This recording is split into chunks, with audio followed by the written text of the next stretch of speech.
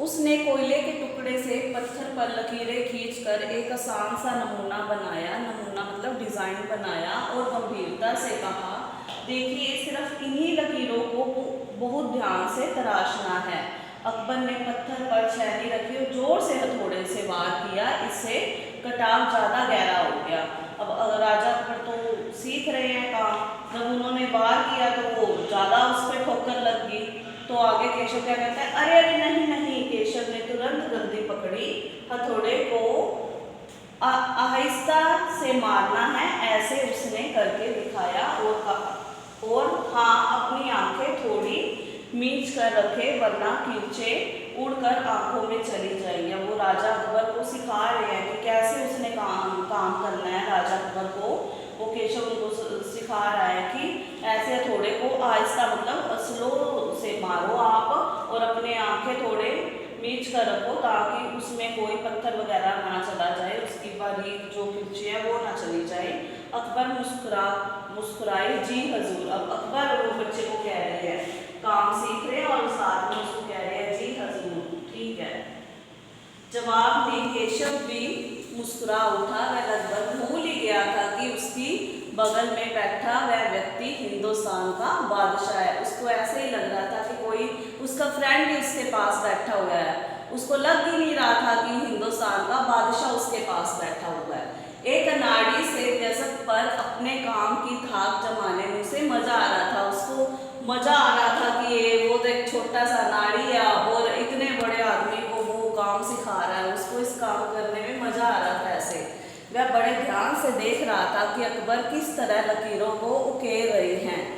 बादशाह से जरा सी भी चूक हो जाने पर फौरन उसकी त्योड़ियाँ चढ़ जाती। त्योड़ियाँ मतलब वो उन पर रोब जमाने लग जाते कि आप ये कैसे काम कर रहे हैं। काम करते करते अकबर पूछ बैठते, केशव सही नहीं है क्या? और केशव सिर हिलाकर अपनी असहमति जता देता। जब केशव को लगता कि वो राजा अकबर जो है काम, पहले तो राजा अकबर उससे पूछ रहे हैं कि केशव सही कर रहा हूँ काम के नहीं, अब जब केशव को लगता कि वो काम सही नहीं कर रहे तो वो उनको बोल देते, अपनी असहमति जता देते। केशव अकबर इम्तिहान से बैठ गए और केशव को अपना काम करता हुआ देखने लगे। अपने काम में खोए हुए उन दोनों को इस बात का एहसास ही नहीं हुआ कि आसपास मौजूद दूसरे संगत राज उन्हें बड़े कौतूहल से देख रहे हैं। अब वो दोनों इतने मस्त थे अपने काम में, उनको ये फील ही नहीं हुआ कि उनके पास संगत राज, मैंने आपको पहले भी बताया कि वही काम करने वाले जो और लोग केशव के पास बैठे थे, उनको बड़े कौतूहल मतलब बड़े गौर से देख रहे हैं भी कैसे लगे हुए हैं दोनों जने। अकबर ने गौर किया कि केशव पत्थर पर बने नमूनों को ही नहीं तराश रहा था बल्कि अपनी तरफ से भी उसमें कुछ जोड़ रहा था। इससे भी डिज़ाइन ज़्यादा खूबसूरत लग रहे थे। अब अकबर ने ये देखा कि जो वो नन्हा फनकार केशव था वो उन डिज़ाइनों में अपने भी डिज़ाइन साथ साथ जोड़े जा रहा था। लड़के के काम करने के अंदाज को देखकर अकबर ने धीमे से कहा, केशव देखना, एक दिन तुम बड़े फनकार बनोगे। वो केशव को बता रहे हैं कि तुम बड़ा होकर बड़ा अच्छा कलाकार बनेगा। फनकार मतलब कलाकार। हो सकता है कि एक दिन तुम मेरे कारखाने में काम करो। कारखाना कैसा कारखाना? बस एक बार ये महल तैयार हो जाए और लोग आगरा से आकर यहाँ रहने लगे तब मैं कारखाना बनाऊंगा। अब जो राजा अकबर हैं वो एक महल बना रहे हैं सिकरी में, तो उसको बता रहे हैं कि जब ये महल तैयार हो जाएगा तो तुम कारखाने में मेरे कारखाने जहाँ पर बड़ी बड़ी मशीनों से सामान बनाया जाता है उसको कारखाना कहते हैं। तो वो अकबर केशव को बता रहे हैं कि तुम मेरे कारखाने में आकर काम करना। इन कारखानों में मेरी सल्तनत के सबसे बढ़िया फनकार और शिल्पकार काम करेंगे। वो राजा अकबर कहते हैं कि इस कारखाने में मैं बड़े बड़े अच्छे अच्छे फनकार जिनमें बहुत अच्छा टैलेंट होगा उन्हीं को कारखानों में काम करने की परमिशन दूंगा। चित्र बनाने वाले कलाकार, गलीचों के बुनकर, संगत राश, पत्थर और लकड़ी पर नक्काशी करने वाले शिल्पकार सभी वहाँ काम करेंगे। वो कहते हैं कि वहाँ पर सिर्फ टैलेंटेड लोग ही जिनमें बहुत अच्छे अच्छे आर्ट होंगे, वही उस कारखाने में काम करेंगे। केशव का चेहरा चमक उठा, वह मुस्कुराते हुए बोला, मैं वहाँ ज़रूर काम करना चाहूँगा। अकबर उठ खड़े हुए,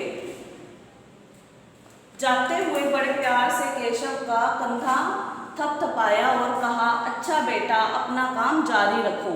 हजूर, क्या आप दोबारा आएंगे? केशव ने बड़ी उत्सुकता से पूछा। मैं ज़रूर आऊँगा केशव। तो अब राजा अकबर जा रहे हैं और केशव को कह के जा रहे हैं, प्रॉमिस करके जा रहे हैं कि मैं दोबारा भी तुम्हारे पास आऊँगा।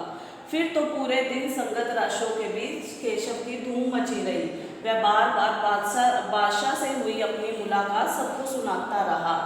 मुलाकात मतलब जो वो मिला था उनसे।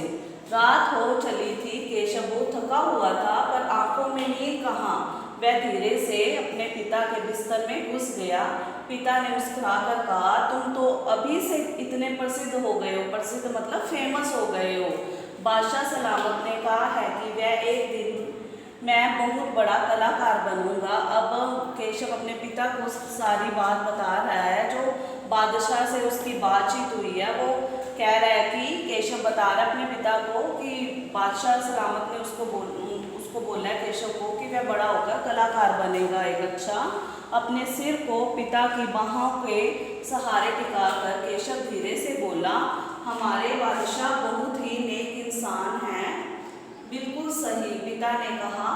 कुछ सोचकर केशव ने पूछा, बाबा एक बात बताओ, बादशाह के पास आगरा में एक से एक बढ़कर खूबसूरत महल है, फिर वे सिकरी में यह शहर क्यों बनवा रहे हैं? पिता ने कुछ याद करते हुए बताना शुरू किया, हाँ बेटा, बादशाह का आगरा बहुत सुंदर शहर है, पर सिकरी में नया शहर बनाने का भी एक खास कारण है।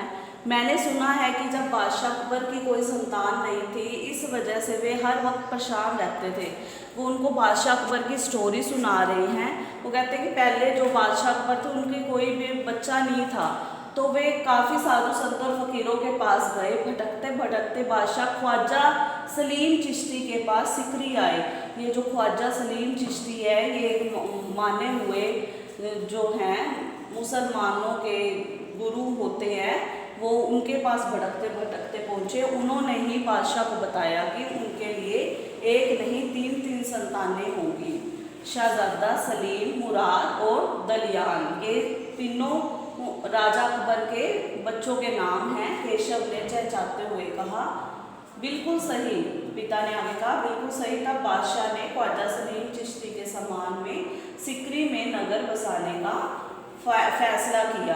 केशव ने कहा, अच्छा अब समझा, इसलिए बादशाह अकबर ने अपने बेटे का नाम सलीम रखा था, क्योंकि उनके नाम से उन्होंने अपने बच्चे का नाम सलीम रखा। हाँ, और इसी कारण हम यहाँ एक नए शहर के लिए पत्थरों को तराश रहे हैं।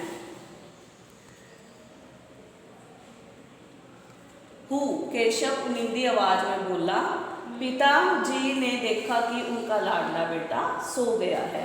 तो बच्चों, ये था हमारा आज का लेसन, नन्हा फनकार। आई होप आप इसको अच्छी तरह से समझ गए होंगे। आप सभी ने इस लेसन की बुक रीडिंग करनी है और इसको अच्छी तरह से अंडरस्टैंड करना है। फिर भी यदि आपको ना समझ आए तो आप मेरे पर्सनल नंबर पे मुझे कॉन्टैक्ट कर सकते हैं। धन्यवाद।